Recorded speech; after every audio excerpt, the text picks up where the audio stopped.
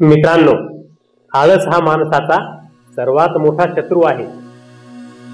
आळशी माणूस जीवनात कधीही यशस्वी होऊ शकत नाही।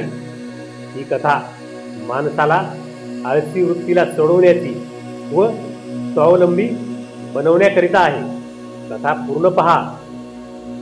मित्रांनो, एक वेळेची गोष्ट आहे। एका गावात एक शेतकरी राहत होता। त्याने आपल्या शेतामध्ये पीक लावले होते। पीक फार जोमात आले होते। त्या पिकाच्या मधोमध एका चिमणीने घरटे बांधले होते आणि त्या घरट्यामध्ये तिने 2 अंडे दिले होते। काही दिवसातच त्या अंड्यातून पिल्ले बाहेर आली। चिमणी रोजही त्या पिल्लांकडे लक्ष देत होती। असेच एक दिवस तो शेतकरी शेतात येऊन गेला। तो म्हणाला, उद्या आपल्याला हे पीक कापावे लागणार। मला आता माझ्या मुलाला सांगावे लागेल। असे म्हणून तो निघून गेला। थोड्या वेळानंतर ती चिमणी आपल्या घरट्यात परत आली। त्यावेळेस तिने पाहिले पिल्ले खूप घाबरलेले होते। त्या चिमणीने पिल्ल्यांना विचारले, तुम्ही एवढे घाबरलेले का? तेव्हा पिल्ले म्हणाले, आई, या ठिकाणी शेतकरी येऊन गेला व तो म्हणाला, हे पीक कापायचे आहे। त्याच्या मुलाला उद्या पाठवणार आहे। आम्ही काय करावे? आम्हाला तर आणखी उडायला पण येत नाही। असे म्हटल्यानंतर ती चिमणी म्हणाली, घाबरू नका, उद्या हे पीक कापायला कोणीही येणार नाही। आणि तसेच झाले। दुसऱ्या दिवशी पीक कापायला कोणीही आले नाही। त्यानंतर 2 दिवस गेले, कोणीही पीक कापायला आले नाही। परत शेतकरी आला व म्हणाला, मला आता मजुरांना लावून पीक कापून घ्यावे लागेल। त्यावेळेस त्या पिल्लांनी आपल्या आईला सांगितले। शेतकरी परत आला होता। तो म्हणाला, मजूर लावून पीक कापून घ्यायचे आहे। त्यावेळेस ती चिमणी आपल्या पिल्लांना म्हणाली, उद्याही कोणीही पीक कापायला येणार नाही। तुम्ही काळजी करू नका। आणि तसेच झाले। 2 दिवस कोणीही पीक कापायला आले नाही। आणखी 2 ते 3 दिवस निघून गेले।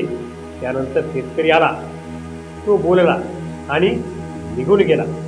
त्यावेळेस ती चिमणी घरट्यात आली। तेव्हा पिल्ले म्हणाली, आई, शेतकरी आज परत आला होता, परंतु आम्ही आता घाबरणार नाही, कारण की आम्हाला माहीत आहे आता ही पीक कापायला कोणीही येणार नाही। तेव्हा चिमणी म्हणाली, मला शेतकरी काय म्हणाला ते सविस्तर सांगा। यावरती पिल्ले म्हणाले, शेतकरी म्हणाला, मी माझ्या मुलाला सांगितले, त्यानेही पीक कापले नाही। मी मजुरांना सांगितले, तेही वेळेवर आले नाही। आता मी कोणाच्याही भरोशावर बसणार नाही। उद्या सकाळी मी स्वतः पीक कापायला येणार आहे। असे म्हणून शेतकरी निघून गेला। त्यावेळेस ती चिमणी म्हणाली, आता आपल्याला या ठिकाणावर मुक्काम हलवावा लागेल, कारण शेतकरी हे पीक निश्चित कापणार आहे।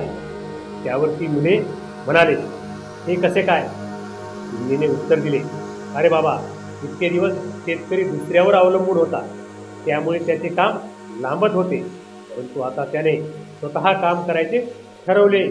आता त्याचे काम लांबणार नाही, तो पीक कापणारच। तर चला, आपण आपला मुक्काम हलवूया।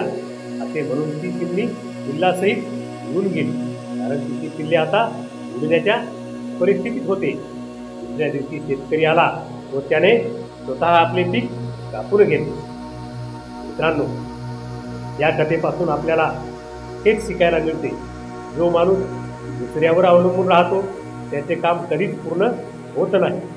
वास्तविकमध्ये तो आळशी माणूस आहे। असा माणूस समाजात सुद्धा आळशी वृत्तीचा म्हणून संबोधला जातो। याचा अर्थ असा होत नाही की आपण दुसऱ्याला मदत करायला नाही पाहिजे। दुसऱ्याची मदत करायलाच हवी। दुसऱ्याची मदत करणे किंवा घेणे यात काहीच वाईट नाही, परंतु दुसऱ्यावर अवलंबून राहणे हे योग्य नाही। जर तुम्ही तुमच्या कामाला वेळेवर पूर्ण करू इच्छित असाल तर ते काम स्वतः करण्याची सवय लावा। ही सवय तुम्हाला स्वाभिमानी बनवेल व तुमच्या कामात तुम्हाला यशस्वी करेल। तुम्हाला सकारात्मक बनवण्याचा हा माझा छोटासा प्रयत्न आहे। बघा आवडल्यास माझ्या व्हिडिओला लाईक करा, चॅनलला सबस्क्राईब करा. सर्वांचे मनापासून धन्यवाद.